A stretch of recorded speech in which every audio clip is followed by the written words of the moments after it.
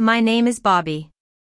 Standing here, in the doorway of the beach house I've waited so long for, I watch as 23 pairs of eyes stare at me in disbelief. It's Christmas Eve, and my family has just arrived for their annual vacation, only to find me, the forgotten one, standing in their way. Let me take you back to 11 months ago.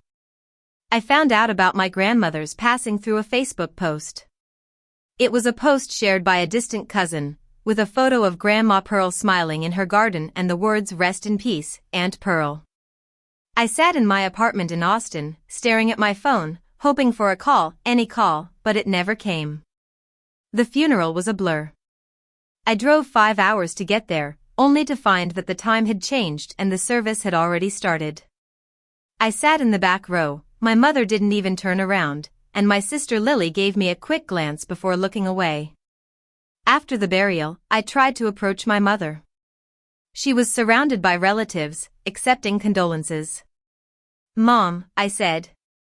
She looked at me like I was an intrusion. "Bobby, you made it."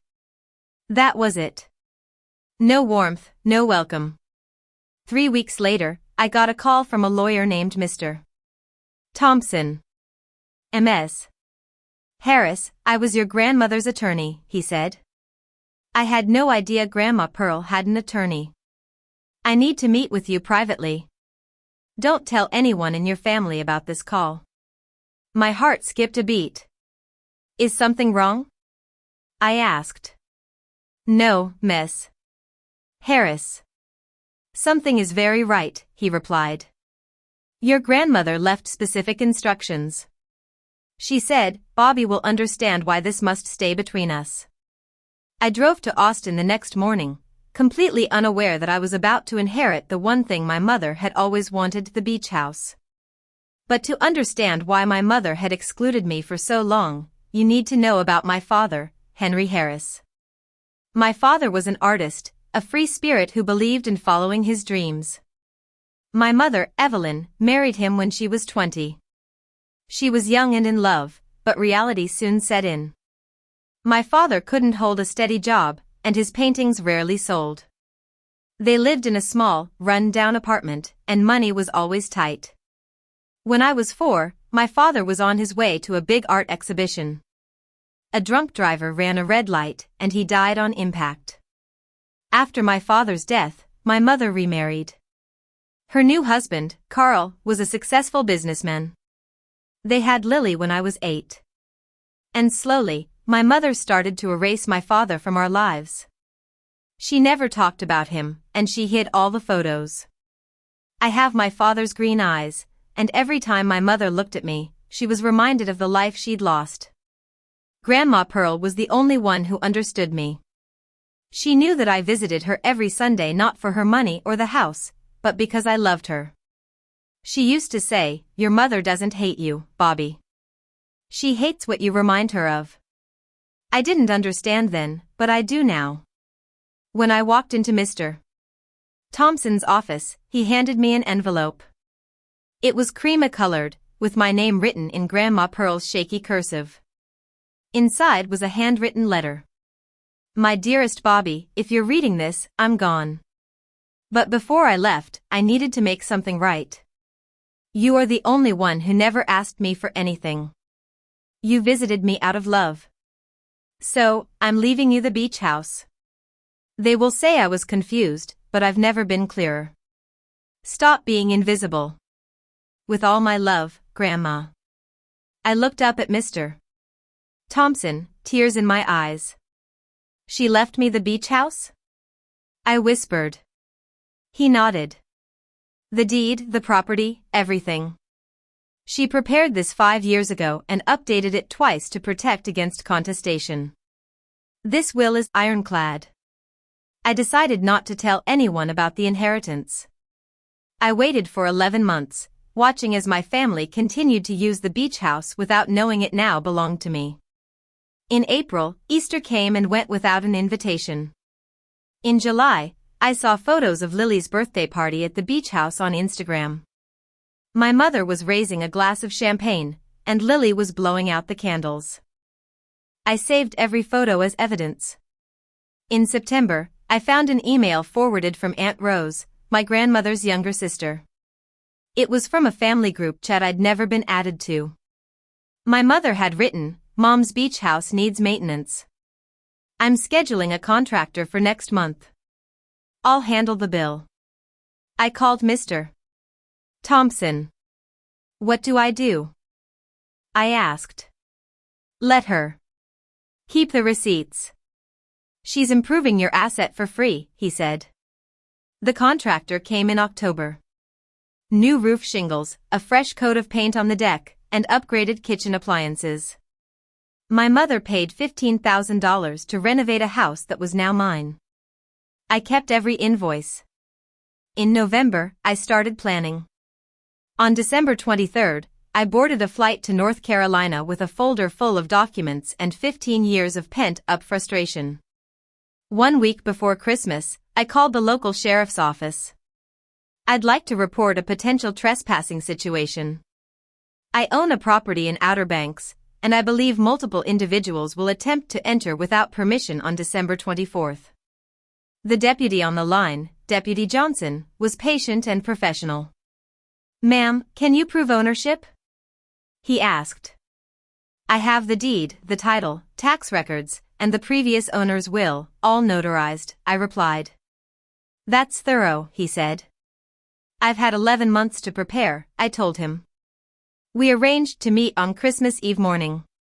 He would verify my documents, and if everything checked out, he'd be there when my family arrived. The night before I flew out, my phone buzzed. It was Aunt Rose. "Bobby, it's Rose. I just wanted to check on you." I almost dropped the phone. Aunt Rose was the only relative who ever asked about me. "I'm okay, Aunt Rose," I said. "Are you sure, honey? I always wonder why you're never at these things. Evelyn says you prefer to be alone, but..." She trailed off. "Aunt Rose, you'll understand soon," I said. "What do you mean?" she asked. "Just don't be surprised at whatever happens tomorrow." I arrived at the beach house on the evening of December 23rd, just as the sun was setting. The key Mr. Thompson had given me fit perfectly into the new lock I'd installed 2 months ago. My mother's old key wouldn't work. I stepped inside and breathed in the smell of salt air and old wood. The last time I was here, I was 25, uninvited and unwanted. Now, I owned every square inch. I walked through the house, room by room. In the living room, I found a framed photo from 3 years ago. 23 people in matching blue sweaters, smiling at the camera. Grandma Pearl sat in the center, looking tired but happy. I wasn't in the picture. I never was. I picked up the frame and studied it. My mother stood at Grandma's right shoulder, her hand possessively on her arm. Lily was on the left, holding her son. Aunts, uncles, and cousins filled every available space. There was no room for me. In Grandma's old bedroom, I found a smaller frame. It was a photo of me and Grandma, taken 6 months before she died. We were sitting on the porch, laughing. She'd kept it hidden from the others. I placed it on the mantelpiece in the center. On Christmas Eve morning, I woke up to the sound of waves crashing outside the window.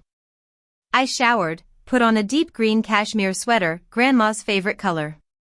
She always said green was for those who refused to be hidden. I applied light makeup and classic red lipstick, the same shade she used to wear. When I looked in the mirror, I saw a different person, someone ready to take control. At 8:30, my phone rang. "Ms. Harris, Deputy Johnson here." "I'm on my way," he said. "Thank you, Deputy. I'll have everything ready," I replied. I spread my documents across the dining room table, the will, the deed, tax records, the contractor invoices, and 23 copies of an eviction notice. Deputy Johnson arrived at 10 o'clock. He reviewed each document carefully. "This all looks legitimate, ma'am," he said. "You really own this place?" he asked. "I really do," I replied. "And your family doesn't know?" he asked. They will in about 2 hours, I said. He nodded slowly. I'll be here when they arrive. But ma'am, are you sure about this? Once this happens, there's no going back. I thought about 15 Christmases, 15 years of being forgotten. I've never been more sure of anything, I said. At 11:47 a.m. I saw the first car turn onto the gravel road. My mother's silver sedan led the procession, followed by Lily's black SUV and several other cars. They poured out of their vehicles, acting as if they owned the place. My mother strode towards the front door, keys jangling in her hand. She was wearing a white coat and pearls, always pearls. Her posture radiated ownership. Lily followed close behind, directing her husband to unload the suitcases. Put the big ones in the master bedroom. Mom and Dad always take that room, she said. My room now. I walked downstairs slowly. Each step creaked on the old wooden stairs, the same stairs I'd crept down 10 years ago, trying to be invisible. I reached the front door just as my mother inserted her key into the lock. I heard it click, and then her confusion. What the? Carl, the key isn't working, she said. I smiled and opened the door. The look on my mother's face when the door swung open will stay with me forever. She stood there, key in hand, mouth half open. And then, she saw me. For 3 full seconds, no one spoke. I stood in the doorway, wearing Grandma's color, my hand resting casually on the doorframe. Behind me, the fire I'd lit that morning crackled warmly. The house smelled like cinnamon and pine. Bobby? My mother's voice cracked. What are you? How did you get in here? Good morning, Mom, I said, not moving from the doorway. Carl appeared behind her, frowning. The locks must be broken. Let me try, he said. The locks aren't broken, I said calmly. They're new. I changed them. Lily pushed forward, her face twisted in confusion. You changed the locks? On Mom's house? It's not Mom's house, I said. My mother laughed, a sharp, nervous sound. Bobby, what are you talking about? This is my mother's property.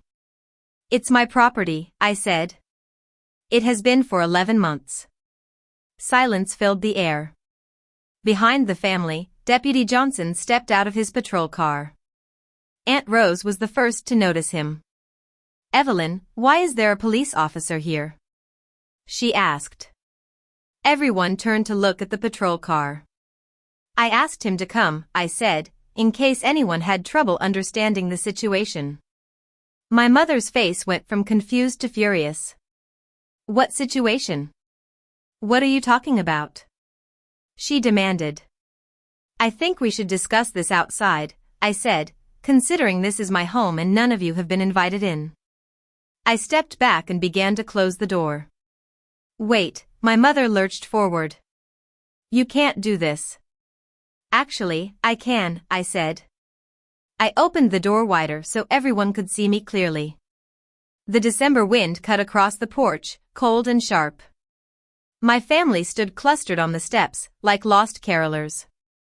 Children huddled behind their parents, and suitcases were abandoned on the gravel. This is ridiculous, my mother snapped. Carl, call the police. The police are already here, ma'am, Deputy Johnson said, walking up the path. I'm Deputy Johnson. I've been asked to assist Miss Harris with a property dispute. There is no dispute, my mother's voice rose. This is my mother's house. With respect, ma'am, it's not, Deputy Johnson said, stopping beside me. I've reviewed the deed, the will, and the property records. This house belongs to Bobby Harris. Has for almost a year. I watched as the information spread through the crowd. Aunts exchanged glances, uncles shifted uncomfortably, and Lily grabbed her husband's arm. That's impossible, Lily said. Grandma would never. She did, I said. I pulled a folder from behind the door, the folder I'd prepared 11 months ago. This is a copy of her will, signed, witnessed, and notarized. She left the beach house to me, specifically and exclusively. My mother snatched the folder from my hands. Her eyes scanned the pages, her face growing paler with each line. This can't be real. She was confused. She had dementia, she said. Her doctor will testify she was cognitively sound until 2 weeks before she passed, I said, keeping my voice level. She knew exactly what she was doing. Aunt Rose stepped forward, her hand over her heart. Bobby? Pearl left it to you? I looked at her, the only person in the crowd who had ever asked why I wasn't at Christmas. Yes, Aunt Rose, she did. The silence that followed was deafening. Deputy Johnson stepped forward. Folks, I understand this is unexpected. But the law is clear. Ms. Harris is the legal owner of this property. I've verified the documents myself. Carl cleared his throat. Officer, surely there's been some mistake. The family has been using this property for 15 years, I finished, without my permission, because I didn't know I owned it until 11 months ago. You didn't know? Lily's voice dripped with skepticism. How convenient. Your grandmother kept it private, Deputy Johnson said. That was her choice, and now it's Ms. Harris's choice how to proceed. My mother still clutched the folder, her knuckles white. I'm calling a lawyer. This will is fraudulent. My mother would never. Your mother did, I said, meeting her eyes. She also anticipated you'd say exactly that, which is why she had Mr. Thompson and a state attorney with 40 years of experience draft it with extra protections against contestation. I reached into my pocket and pulled out a thick stack of papers, each one bearing an official seal. These are eviction notices, one for each adult present. You have 30 minutes to remove any personal belongings from your vehicles. After that, if you're still on my property, Deputy Johnson will escort you off for trespassing. The notices passed from hand to hand. Some people read them, others just stared. My cousin Tom spoke up from the back. Bobby, come on. It's Christmas Eve. Can't we talk about this? We could have talked any of the 15 Christmases you spent here without inviting me, I shrugged. I have time now. Do you? No one answered. My mother exploded. You manipulated her. You poisoned her against us. You're scheming and ungrateful. When was the last time you visited her, Mom? I asked. She stopped mid-sentence. I visited her every Sunday for 5 years. I sat with her when she was scared. I held her hand when she was dying. When was the last time you came? And I don't mean for Christmas when you wanted the house. I mean just to see her. My mother's mouth opened and closed, but no words came out. Lily tried to rescue her. That doesn't give you the right to steal our inheritance. Your inheritance? I laughed. You mean the house you've been using for free for 15 years? The house you scheduled repairs on without asking who owned it? I turned to the crowd. My mother paid $15,000 in October to renovate this kitchen. She didn't ask me. She didn't even know she should because she assumed she owned something that was never hers. Aunt Rose's voice cut through the tension. Evelyn, when was the last time you invited Bobby to Christmas? The question hung in the air. My mother whirled toward her sister. That's not. She never wanted to come. She likes being alone. I didn't want to come, I said, keeping my voice steady. Or I was never told when the gathering was. Silence filled the air. 23 people and not one of them could meet my eyes. Then my mother said the words that changed everything. Fine. You want to know why you're never invited? Because I can't look at you. Every time I see your face, I see him. Your father, that irresponsible artist who ruined my life. The crowd went completely still. I looked at my mother, really looked at her. The woman who had systematically removed me from family gatherings for 15 years, who had gaslit me into thinking I was imagining the exclusion. And I felt something I hadn't expected. Not anger, but pity. You couldn't forgive a dead man, I said softly. So you punished the only part of him that was still alive. My mother's face crumpled. For a moment, I thought she might cry, but she didn't apologize. Deputy Johnson, I said, turning away from my mother. Please give them 30 minutes to remove any personal belongings from their vehicles. Then I want everyone off my property. Now, wait just a minute, Carl started.